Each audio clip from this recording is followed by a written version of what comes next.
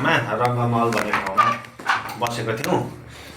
हामी चाहिँ होटेलहरू छोडेर यहाँबाट चाहिँ जान लागिरहेका छौँ। बाहिर ठेलेको रहेछ आमाले चाहिँ दैलो हो कसले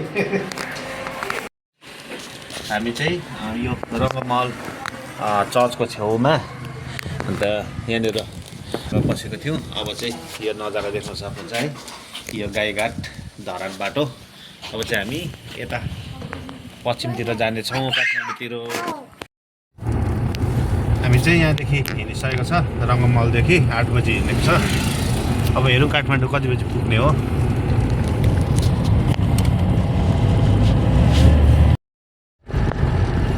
हामी चाहिँ अहिले चाहिँ रामपुरमा आइपुगेका छौँ। अब हामी यहाँबाट गाईघाटतर्फ लाग्दैछौँ। देख्न सक्नुहुन्छ यो नजारा बिहानीको एकदमै राम्रो सुन्दर नजारा छ।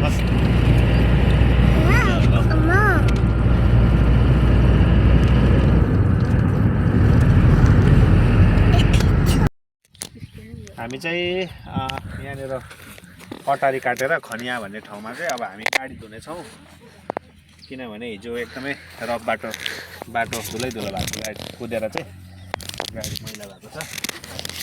रेस्ट पनि हुन्छ हाम्रो।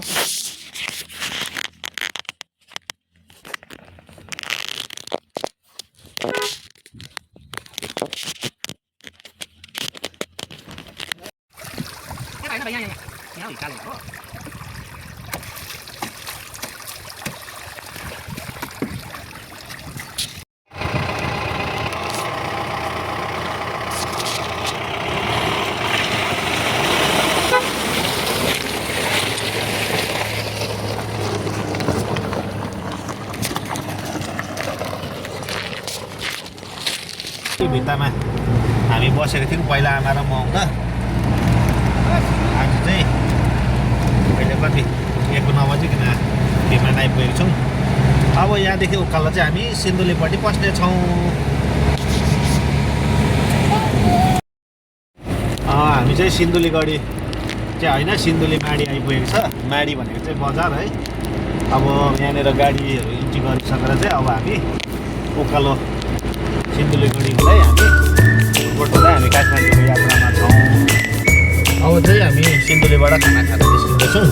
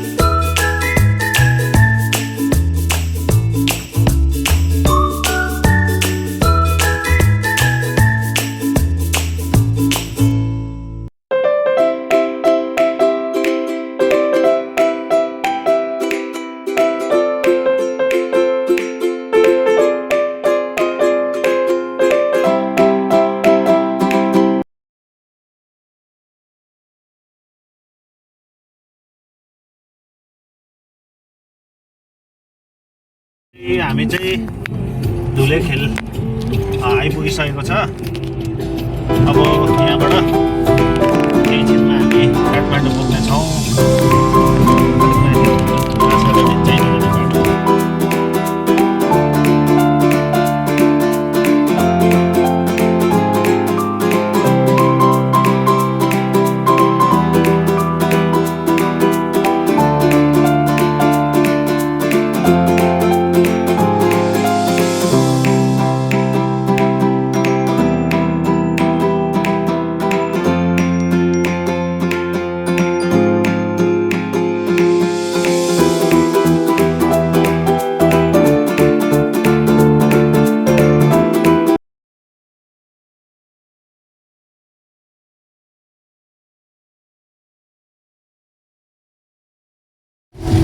अहिले चाहिँ हामी चाहिँ धुलीखेल पार भएर काठमाडौँ भ्याली पस्दैछौँ।